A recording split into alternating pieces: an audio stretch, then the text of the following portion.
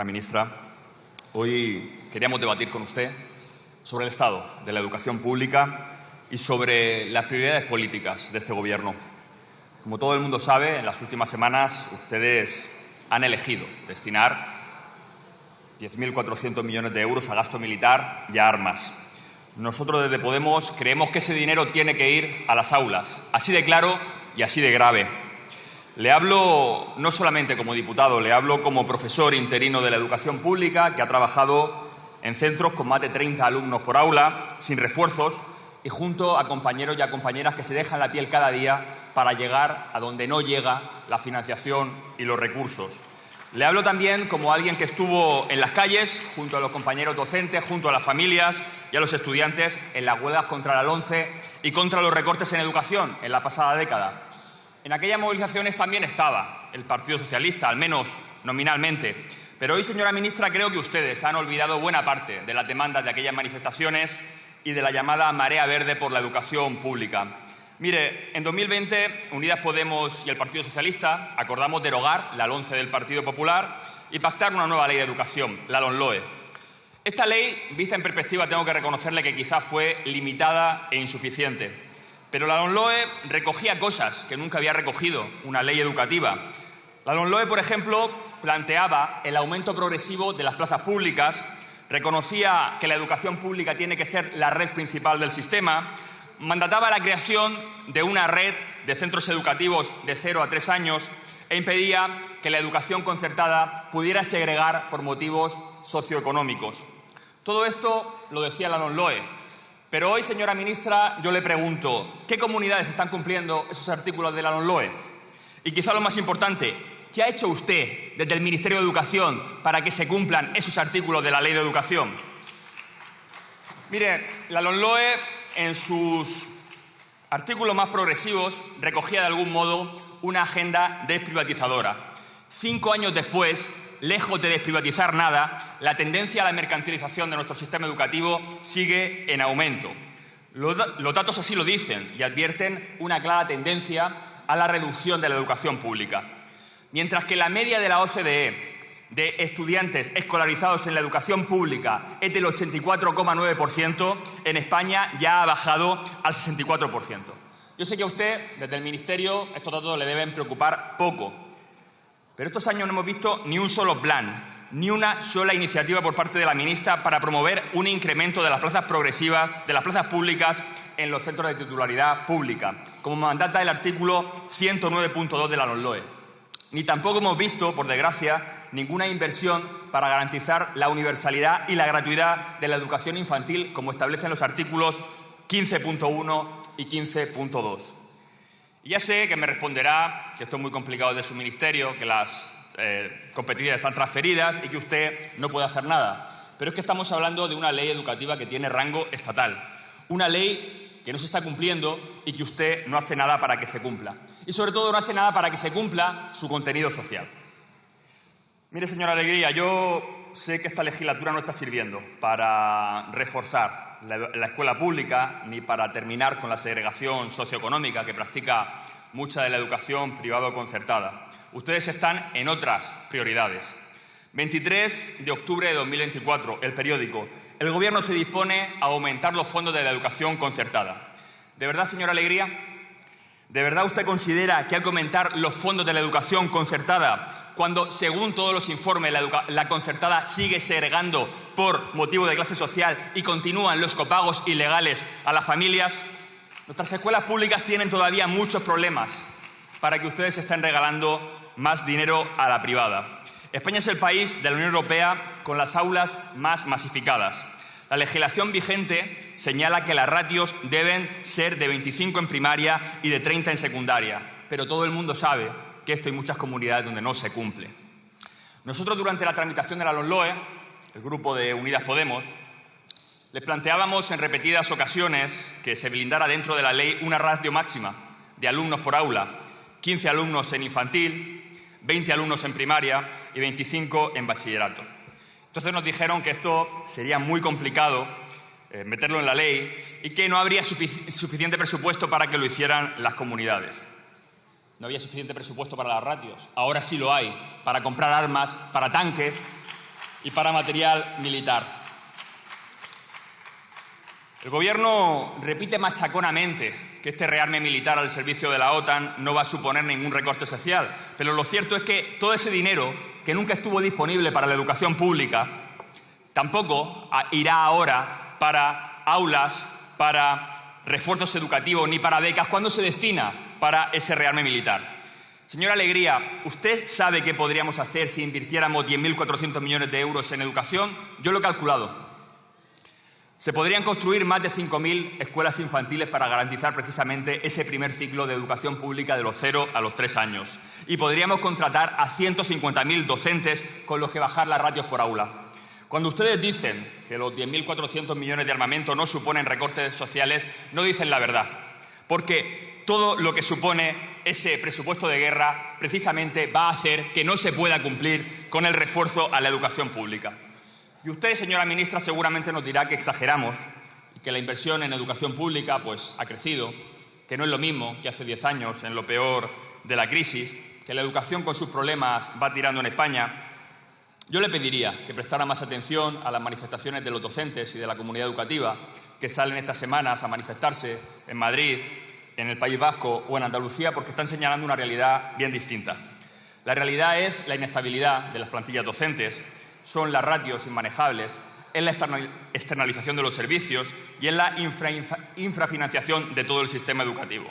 Usted me dirá que estos son el resultado de las políticas educativas del Partido Popular y de sus comunidades. Y claro que sabemos lo que es el Partido Popular. ¿Cómo no lo voy a saber yo, que vengo de la región de Murcia, donde el Partido Popular ha comprado la agenda educativa de Vox?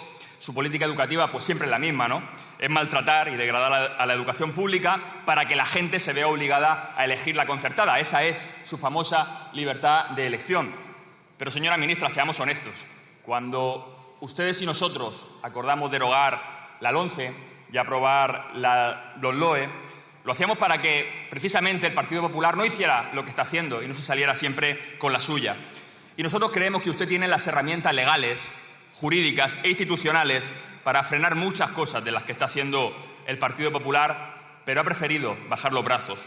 ¿Usted se acuerda, señora Alegría, de cuando la derecha mediática se dedicaba en 2018 a señalar a maestros y profesores por sus ideas independentistas?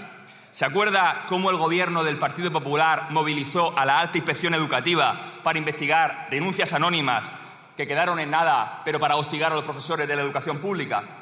Y este Gobierno, que se llama progresista, ¿qué ha hecho? ¿Cuántas veces, por ejemplo, ha solicitado a la Alta Inspección Educativa que investigue a las comunidades y a los centros donde no se están cumpliendo las ratios?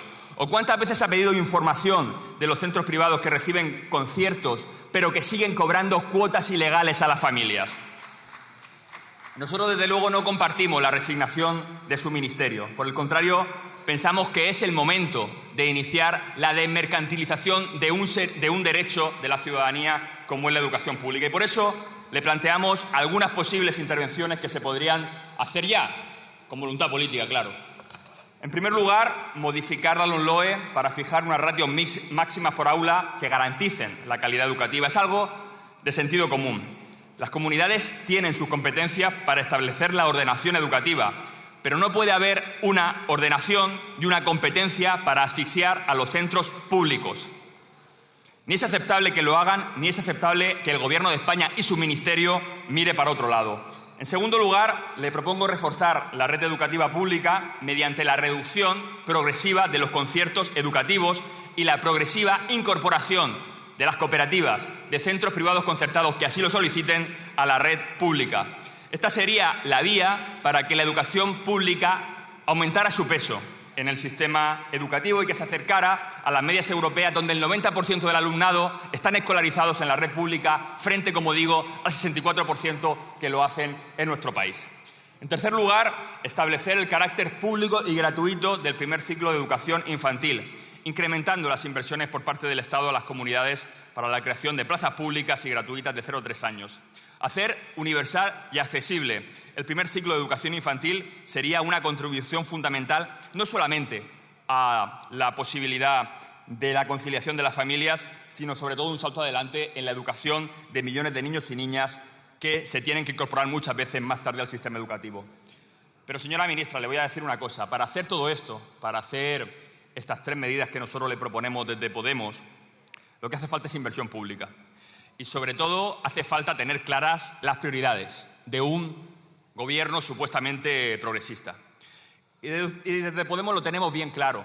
Este país no necesita invertir el 5% de su PIB en gasto militar y en la OTAN. Este país necesita invertir ese 5% en educación pública y en reforzar el derecho a la ciudadanía, como es la educación. Ustedes parece que ya han elegido armas. Nosotros elegimos aulas. Señora Alegría, creo que usted nos presenta un diagnóstico del sistema educativo que pone mucho foco en las grandes cifras, pero que opaca problemas estructurales de nuestro sistema, como es el retroceso de la educación pública. Usted no se ha referido a ello, pero también las ratios, que parece que no hay manera de abordarlas, también la segregación escolar que practica la concertada, y también, hablemos de la formación profesional, la mercantilización de la formación profesional, la progresiva colonización por parte de empresas privadas, incluso de la formación profesional.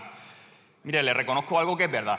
Es verdad que la legislatura pasada logramos que el gasto público en educación se situara por encima de los 6.000 millones de euros. Un gasto público total que se acerca al 4,3% del PIB, todavía lejos del 5%. Pero es que esta legislatura, ya afortunadamente, ¿no?, sin Podemos en el Gobierno, esta legislatura se parece cada vez menos a la legislatura anterior. Y justamente ese gasto en defensa es un recorte encubierto, porque va a hacer que ese presupuesto en educación se congele y no siga aumentando y no llegue al 5% del PIB como mandataba, como recogía la LOMLOE que pactamos Unidas Podemos con el Partido Socialista. Ustedes han elegido cumplir con las órdenes del señor Trump.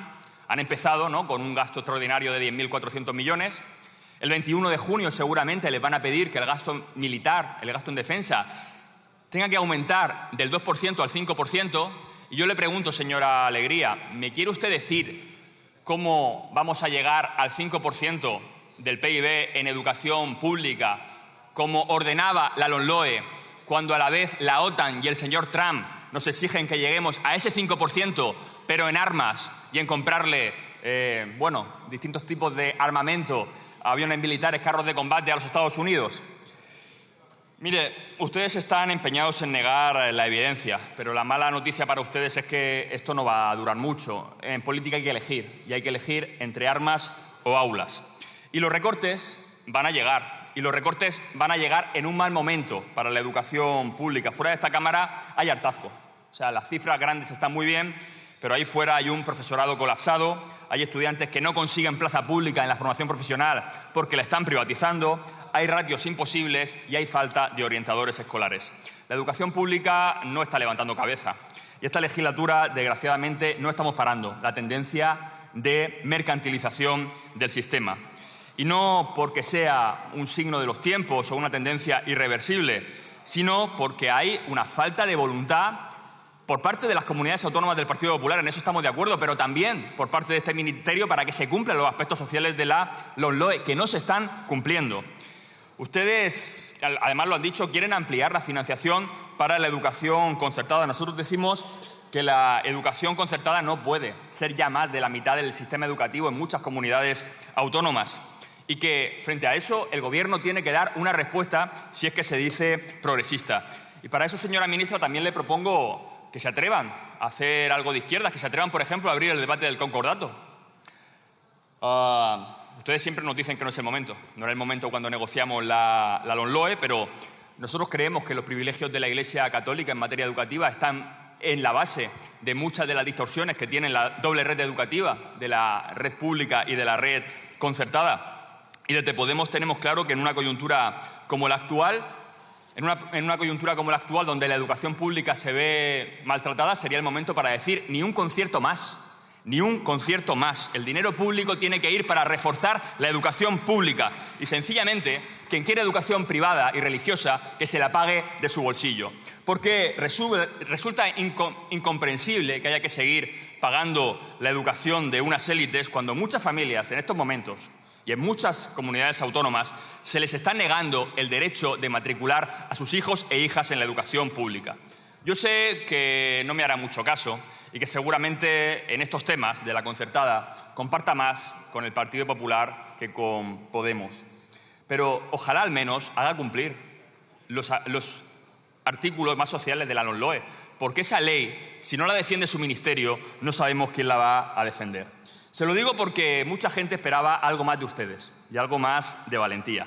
Y están siguiendo y están viendo cómo la educación pública se sigue degradando y cómo sus condiciones laborales, la de los docentes, la de las familias, se sigue degradando. Miren, yo entiendo que usted se siente más cómoda en su papel de portavoz del Gobierno que en su papel de ministra de Educación y que tampoco se quiere granjear con muchos adversarios. Es pesado a pelearse con el lobby de la educación privada, religiosa, pero es su deber hacer lo que tiene que hacer por la educación pública. Nada más y muchas gracias.